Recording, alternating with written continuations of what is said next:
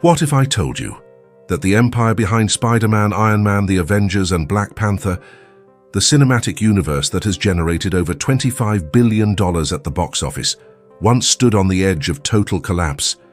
What if I told you that Marvel, the company that became the heartbeat of modern pop culture, was so deeply broken in the 1990s that it declared bankruptcy, sold off its crown jewels, and nearly vanished forever?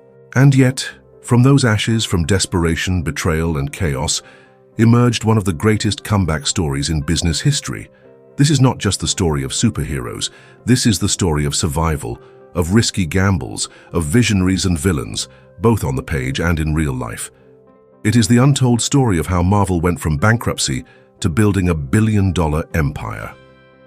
Origins of a dream. To understand Marvel's collapse, we must go back to its fragile beginnings. Marvel was not born as the global powerhouse you know today. In fact, in 1939, it was just a small publishing house called Timely Comics, run by a man named Martin Goodman. Their early hit, Marvel Comics #1, featuring the Human Torch and Namor the Submariner. But the real spark came in 1941, when a young artist named Jack Kirby and writer Joe Simon created Captain America. But as the war ended, superheroes lost their shine. By the 1950s, Timely Comics was gasping for relevance. Goodman tried romance comics, westerns, and monster tales. Then, in 1961, lightning struck. Stan Lee, then just another struggling writer, was about to quit comics altogether. He was tired of churning out formulaic stories, but his wife, Joan, told him, "If you're going to quit anyway, why not write the story you've always wanted to write?" That spark gave birth to the Fantastic Four. Together with artist Jack Kirby, Lee introduced heroes who were flawed, human, and deeply relatable. They argued, they doubted themselves, they suffered, and readers loved it. The Marvel Age had begun. The Marvel Revolution. The 1960s and 70s brought a flood of characters that would change pop culture forever. Spider-Man, Thor, Iron Man, the Hulk, the X-Men, Black Panther, and the Avengers. Unlike DC's untouchable icons like Superman or Batman, Marvel's heroes were vulnerable. Peter Parker worried about rent, Tony Stark battled alcoholism, the X-Men faced prejudice and fear. Stan Lee became the face of Marvel, with his booming voice, endless enthusiasm, and famous catchphrase, "Excelsior." Behind him, artists like Jack Kirby and Steve Ditko poured their souls into the pages. But here's the first hidden truth. Marvel, for all its creative genius, was financially fragile. Artists were underpaid. Ownership of characters was stripped from their creators, and the company was constantly shifting between owners, always looking for quick profit rather than long-term vision. That fragility would come back to haunt them. The seeds of collapse. By the 1980s, Marvel was owned by Cadence Industries, then sold to New World Pictures, and later to financier Ronald Perelman, a corporate raider. Perelman was not a comic book lover. He was a businessman who smelled money.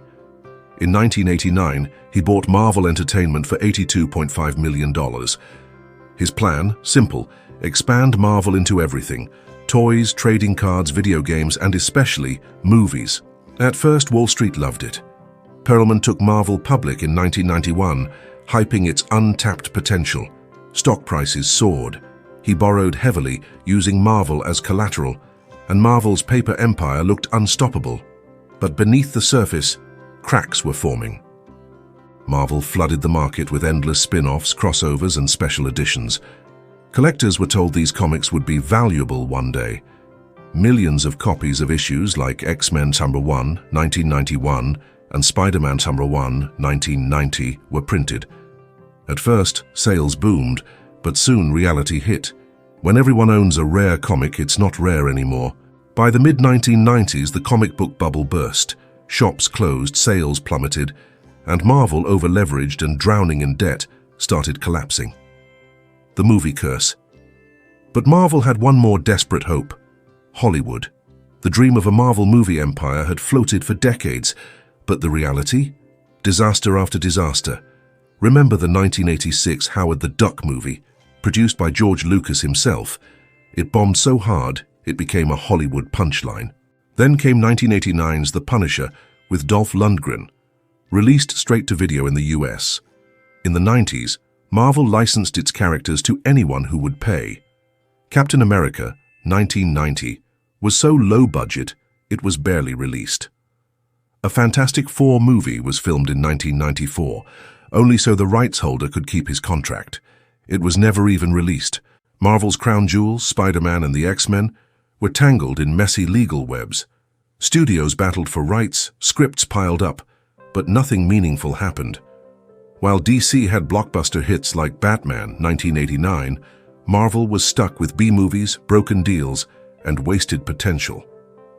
The Bankruptcy. By 1996, the walls closed in. The trading card market collapsed, crushing Marvel's subsidiary Fleer. Toy Biz, Marvel's toy division, was struggling. Comic sales were in freefall, and Perelman's massive debts could no longer be paid. On December 27, 1996, Marvel filed for bankruptcy. The company of Spider-Man, the X-Men, and the Avengers, the universe millions loved, was officially broken. It seemed like the end. But sometimes, destruction is only the beginning. Hey, civil war inside Marvel's bankruptcy didn't just mean financial chaos. It sparked a brutal corporate war. On one side, Ron Perelman and his team trying to cling to control. On the other, Carl Icahn, a billionaire investor who saw Marvel as a chance to strip assets and profit. And then in the shadows, two unlikely saviors, Avi Arad and Ike Perlmutter, executives from Toy Biz, Marvel's toy-making partner. Arad was an Israeli-born businessman who loved superheroes. Perlmutter, his partner, was a secretive, ruthless financier. Together, they maneuvered through court battles, shareholder fights, and boardroom betrayals. By 1998, Toy Biz merged with Marvel in a restructuring deal. Perlmutter and Arad seized control, and Marvel, while still fragile, was back in the game. But here's the twist. To survive, Marvel had sold off the rights to its most valuable heroes. Spider-Man gone to Sony, the X-Men and Fantastic Four, snapped up by Fox, the Hulk at Universal. Marvel had saved the company, but lost its greatest weapons. How then did Marvel go from this position of weakness to building the most successful movie franchise of all time? That is the heart of this story. When Marvel emerged from bankruptcy in the late 1990s, it wasn't the shining rebirth of a hero. It was more like a survivor crawling out of the wreckage. The company was bruised, humiliated, and stripped of its most powerful assets. Spider-Man, the X-Men, Fantastic Four, the very heroes who could have saved the company, were gone, licensed out to other studios. The question was simple. With its biggest guns locked away, how could Marvel possibly compete in Hollywood? The answer would come from bold gambles, relentless battles behind the scenes, and the rise of unexpected figures who would shape Marvel's destiny. Avi Arad, the reluctant savior. At the center of this resurrection stood Avi Arad. Born in Israel, Arad had grown up loving American comics. He immigrated to the US, studied industrial management, and found himself building a career in the toy industry. By the 1990s, he was running Toy Biz alongside Ike Perlmutter, manufacturing Marvel action figures. Unlike most executives, Arad genuinely loved the characters. He understood their emotional pull. He once said, "I didn't come to Marvel to make money. I came because I believed in the characters." When Marvel was collapsing, Arad stepped forward, not as a comic book creator, but as a businessman who knew these heroes could conquer Hollywood. He began pushing studios hard to take Marvel seriously. He hustled, networked, and pitched relentlessly. And finally, the world began to listen. Spider-Man and X-Men break through. In 2000, Marvel's first real redemption came with Bryan Singer's X-Men. It wasn't perfect. The budget was modest, the costumes toned down, and some fans were skeptical. But the movie was a surprise success, proving that Marvel characters could work on the big screen if handled seriously. Then came the real game-changer, Spider-Man 2002. Directed by Sam Raimi and starring Tobey Maguire, Spider-Man swung into theaters and shattered records. $821 million at the global box office. Fans cried, cheered, and believed in superheroes again. For Marvel, It was both a triumph and a heartbreak. The movie had revived global love for their characters, but the profits, they mostly went to Sony, not Marvel. Marvel had licensed Spider-Man so cheaply during bankruptcy that the company earned only a fraction of the film's billions. Avi Arad celebrated the win, but inside he knew the truth. If Marvel was ever going to control its destiny, it had to stop renting out its heroes. It had to become its own movie studio. The Perlmutter factor.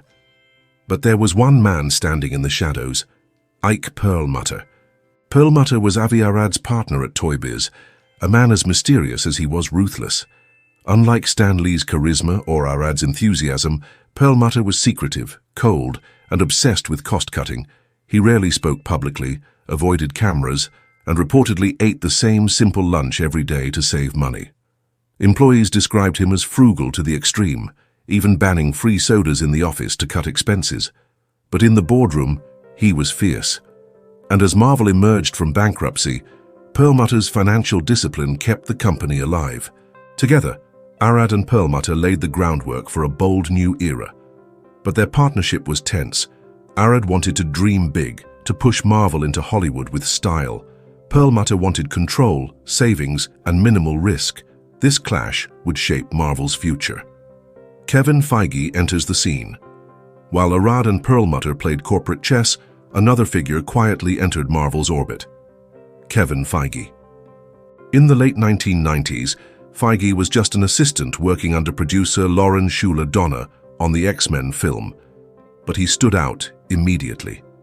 Feige was a walking encyclopedia of Marvel lore. He knew the comics inside out, the stories, the connections, the hidden details.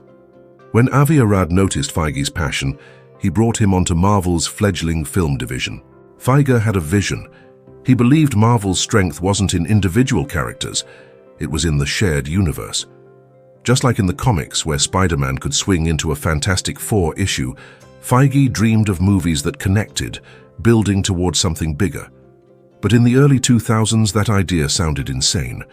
Studios were used to standalone franchises. Crossovers were rare, expensive, and complicated. Still, Feige kept pushing the idea, and slowly, Marvel began to think bigger. The Marvel Movie Studio gamble. By 2003, Marvel was tired of being a middleman. Its heroes were making billions for other studios. The company had an audacious idea. What if Marvel made its own movies? It was a dangerous gamble. Marvel had no studio infrastructure, no blockbuster track record, and no money. But they had one advantage: their characters. In 2005, Marvel struck a groundbreaking deal with Merrill Lynch, securing a $525 million loan. The collateral? The film rights to 10 of Marvel's remaining characters, including Iron Man, Thor, Captain America, and Ant-Man. If the movies failed, Marvel would lose its heroes forever. If they succeeded, Marvel could become a true powerhouse. The first test? Iron Man. Why Iron Man? Choosing Iron Man was not obvious. In fact, it was borderline insane. At the time, Iron Man was a B-list hero. He wasn't Spider-Man. He wasn't the Hulk. To many outside comic fans, he was barely known.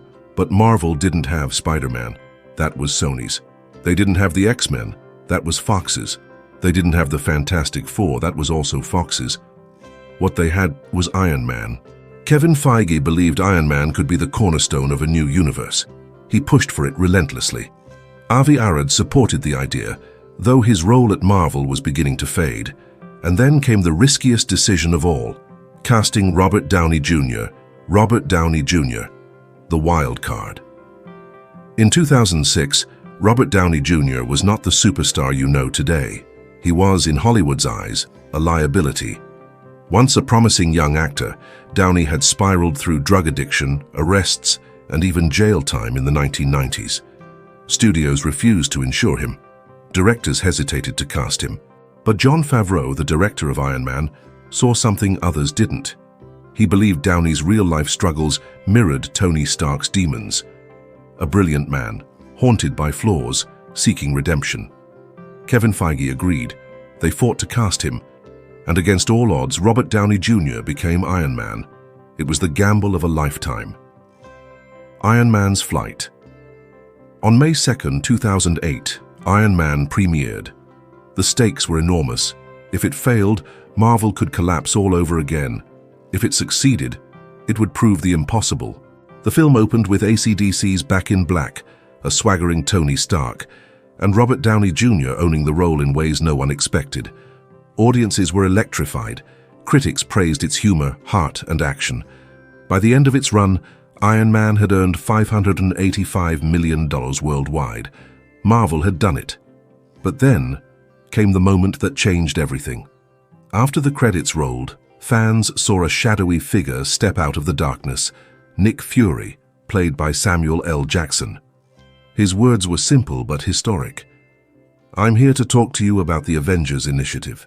It was a declaration of war against Hollywood's old rules, a shared universe of interconnected films, something no studio had ever attempted on this scale. Kevin Feige's dream was real.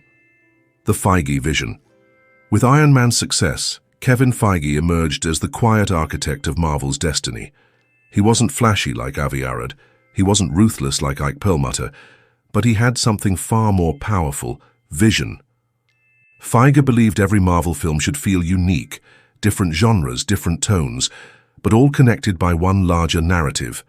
He mapped out years of storytelling, building toward an Avengers movie that would unite the heroes. Hollywood laughed at the idea. Critics called it impossible. But Marvel fans, they believed, and belief is the foundation of empires. If you're enjoying this journey into the untold story of Marvel's rise from bankruptcy, don't forget to subscribe to Legacy Biographies, hit the like button, and share this video with others who love powerful life stories. Also, drop a comment. Tell us one fact you know about Marvel that we didn't cover, or simply share how you felt about this video in just 1 or 2 lines. Avengers Assemble, the impossible dream. The next few years tested Marvel's courage. The Incredible Hulk 2008, a moderate success.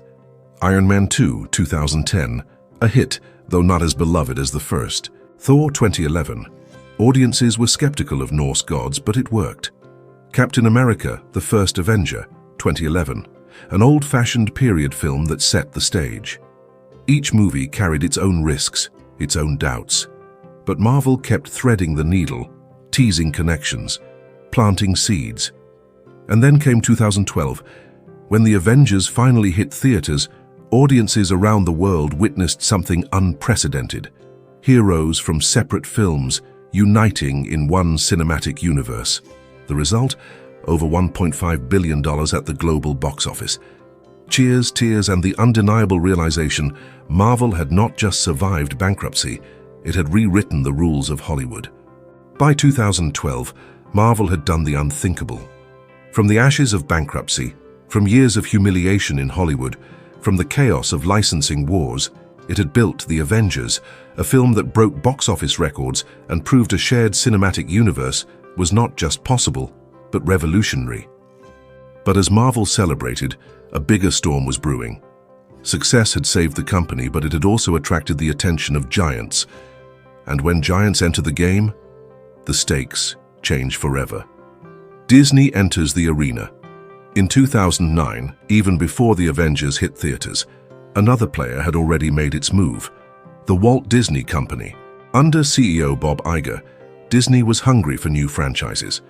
It had already acquired Pixar in 2006, reigniting its animation dominance. But Iger had his eyes on Marvel. Why? Because Disney saw what others missed. Marvel didn't just have a few superheroes, it had an entire universe, over 5,000 characters waiting to be unleashed. In August 2009, Disney struck a deal to acquire Marvel Entertainment for $4 billion. For a company that had once filed for bankruptcy, it was a jaw-dropping leap. Marvel was no longer the underdog, it was now part of the most powerful entertainment company in the world. The Perlmutter problem. But inside Marvel, trouble simmered. Remember Ike Perlmutter? The secretive, penny-pinching executive who had helped Marvel survive bankruptcy? He was still in charge of Marvel Entertainment, and Disney let him run things, at first. Perlmutter's obsession with control and cost-cutting began to clash with Kevin Feige's creative vision. Reports emerged that Perlmutter refused to make merchandise featuring female heroes because he thought girl toys don't sell. He allegedly resisted diversity in films, questioning whether audiences wanted a black superhero or a female lead. Kevin Feige, who dreamed of expanding Marvel's universe to reflect the world's diversity, grew frustrated. Tensions reached a breaking point around Captain America. Civil War, 2016. Feige threatened to quit Marvel entirely if Disney didn't intervene. Feige's victory. Disney CEO Bob Iger stepped in. He recognized that Marvel's future lay with Feige, not Perlmutter. In 2015, Disney made a dramatic move. It removed Marvel Studios from Perlmutter's control and placed Kevin Feige directly under Walt Disney Studios chief Alan Horn. It was a seismic power shift. Perlmutter remained at Marvel Entertainment, overseeing comics, animation, and merchandise. But Marvel Studios, the beating heart of the cinematic universe, was now fully Feige's kingdom. From that point on, Feige's vision would guide Marvel's destiny. The golden age of Marvel. With Feige free from Perlmutter's restrictions, Marvel entered its golden age. Black Panther, 2018, became a cultural phenomenon, grossing over $1.3 billion and becoming the first superhero film nominated for Best Picture at the Oscars. Captain Marvel, 2019, introduced the MCU's first female-led film, crossing the billion-dollar mark. And then the ultimate culmination, Avengers Infinity War 2018 and Avengers Endgame 2019. Together, they formed a two-part epic that stunned audiences worldwide. Endgame alone grossed $2.79 billion, briefly becoming the highest-grossing film of all time. Fans wept, cheered, and said goodbye to heroes they had followed for over a decade. For many, Endgame was not just a movie. It was a cultural event, a global moment of shared emotion. Marvel had not just built a film franchise, it had built mythology for the modern world. Legacy of the creators. But even as Marvel soared, shadows from the past lingered. Stan Lee, the face of Marvel for decades, had become a beloved icon through his cameos, yet his later years were marked by legal battles, exploitation, and health struggles. In 2018, Stan Lee passed away at the age of 95. The world mourned. Fans saw him not just as a creator, but as the soul of Marvel, a reminder that behind the billion-dollar empire were stories crafted by real people. And then there was Jack Kirby and Steve Ditko, visionaries whose contributions were often overshadowed in Marvel's early corporate battles. Over the years, their legacies began receiving long overdue recognition, reminding fans that Marvel's empire was built on the creativity of many hands, not just one. The global phenomenon. By the 2020s, Marvel had become far more than a studio. It was a cultural juggernaut. Its films dominated global box offices. Its characters became symbols of hope, struggle, and triumph across cultures. From Iron Man's sacrifice to Black Panther's Wakanda Forever, Marvel's stories resonated everywhere. The MCU expanded into streaming with Disney+, launching series like WandaVision, Loki, Falcon and the Winter Soldier, and Hawkeye. Each connected back to the larger universe, weaving a tapestry no other studio had ever achieved. What began as a desperate gamble on Iron Man had transformed into the most successful franchise in cinema history. From Bankruptcy to billions, it's almost impossible to believe that just 2 decades earlier, Marvel was bankrupt, selling off film rights to survive, and mocked in Hollywood. The story of Marvel is not just about superheroes, it's about resilience, risk, and vision. It's about Avi Arad fighting for respect in Hollywood. It's about Ike Perlmutter's ruthless grip and how it nearly held Marvel back. It's about Kevin Feige, a quiet dreamer, who turned a crazy idea into a cultural revolution. It's about Robert Downey Jr., a fallen star who rose again to embody a hero. And it's about fans, the millions of readers and moviegoers who believed in Marvel when no one else did. The final word. So what is Marvel's true legacy? It is proof that even in the darkest times, even when the world writes you off as finished, you can rise again. Bankruptcy was not Marvel's ending, it was its rebirth. From the ashes of near extinction, Marvel became not just a company, not just a brand, but a modern mythology. As Stan Lee himself once said, "That person who helps others simply because it should or must be done, and because it is the right thing to do, is indeed, without a doubt, a real superhero." Marvel's story is not just about heroes on a page or screen. It is about real heroes, creators, risk-takers, dreamers, who refuse to let the universe die. And because of that, the Marvel universe lives on, bigger than ever.